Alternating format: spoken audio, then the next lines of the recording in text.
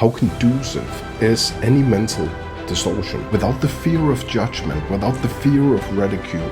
It isn't real. So now you can start taking control.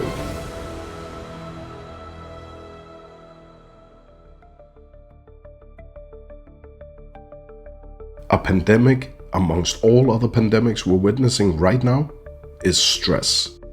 Your livelihood is reduced to 50% of optimal, and it makes you cement a weaker momentum in your life. Chronic stress physically shrinks your brain. It overstimulates the amygdala and puts your hypothalamus, if not to say your entire frontal cortex, on hyperdrive in workload.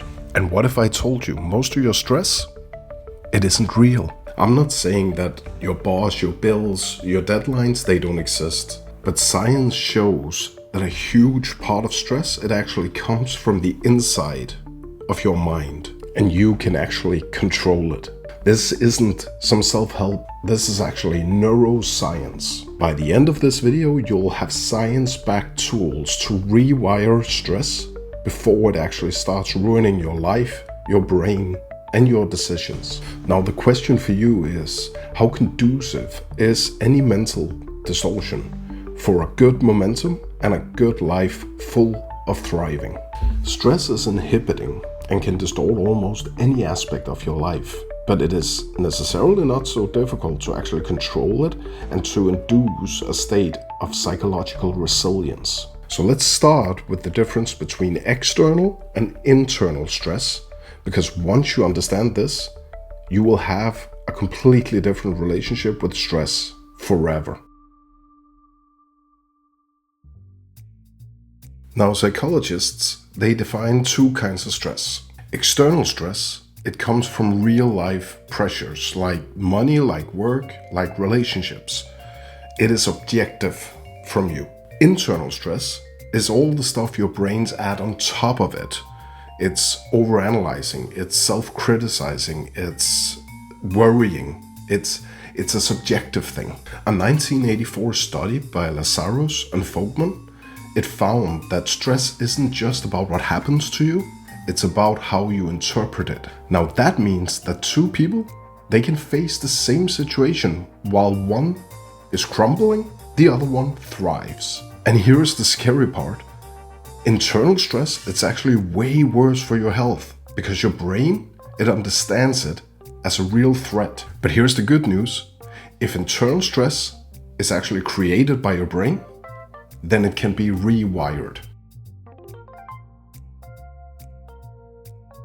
Now, most of your stress, it actually comes from something called cognitive distortions. It's patterns of thinking that makes you think that there is a real threat when in reality, there is none.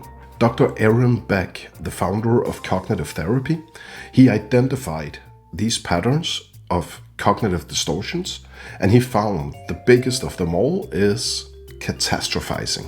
Now let's say that your boss sends you an email. Now it says that once you get back to office, we need to have a talk. Your brain, it instantly spirals. I'm getting fired. My career is over. I'm gonna be homeless. But the reality, 99% of the times, your stress is about a future that will never happen. So how do we fix all this? It's reframing. A great analogy I once heard is like to view your mind like the sky. Sometimes there will be clouds covering all the sunlight, darken everything. But if you manage to calm yourself down and remembering that clouds on the sky, they also drift by, you will also remember that hard times, they will pass. And in times of catastrophizing, try to reframe an email from your boss with, I'm getting fired. Try to replace it with, it could be about anything. I will see on Monday when I come in. And yes, I understand it fully takes practice, but the habit will continue. Reframing is scientifically proven to reduce stress. And here is an even faster way to shut down stress instantly. Navy SEALs, they face life or death stress on a daily basis. So how do they stay calm? So that means whenever things were going crazy and I was about to have to get on the radio, what would I have to do? Breathe. I had to breathe. I had to take a breath. And so it's the same thing. It's just that something that I was doing so that I could, I'd be, there's got stuff going on. Okay, I'm about to talk on the radio. They use a breathing technique that it can be called many things, but typically I've heard it as box breathing. Breathe in for 4 seconds, hold for 4 seconds, exhale for 4 seconds, and then hold for 4 seconds. Now repeat as many times as necessary. This isn't just a trick. Research from Harvard Medical School found that deep breathing, it activates your parasympathetic nervous system and shuts down stress instantly. Your mind and your body collaborates, especially in situations of danger. And just like that, you can ease your mind by visualizing clouds drifting by or reframing it to keep possibilities open and not be panic-stricken. So too, you can ease your body.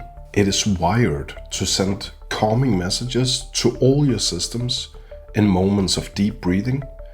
And when life is full of cognitive cloudiness, deep breathing can be a very valuable tool.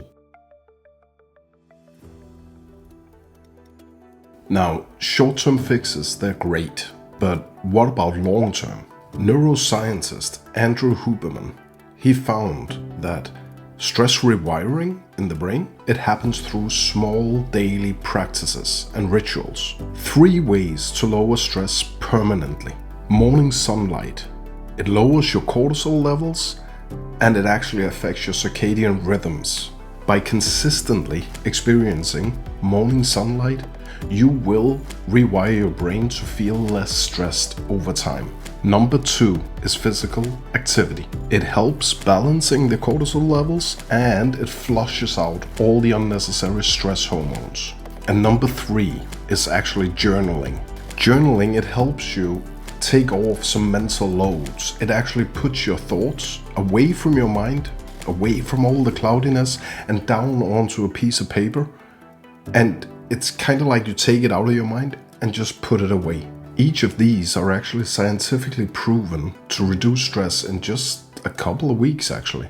I want to actually enlighten you to an element in your life that undoubtedly will reduce your stress levels in the long term, almost forever. Social connections are a vital part of human life. And here I'm not just talking about the surface level acquaintances you may have, your co-workers, your extended family that you only see a couple of times a year maybe, or any other peripheral social activity.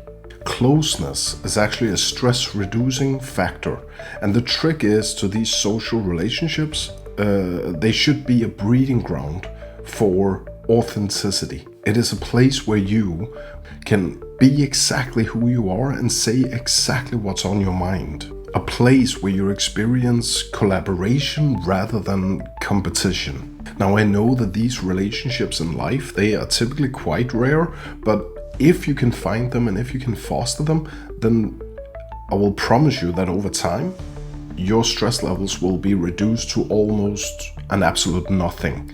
And all the obstacles that you face in life, you will have the energy and the power to actually engage with them rather than shy away from them. Now you know a great deal about how stress works, so now you can start taking control. So I want to know which kind of stress you actually struggle with the most, the internal or the external. Comment down below if you found any of this valuable. Please give it a like, please subscribe, and I'll see you next time for more science-backed phenomena of life. Take care.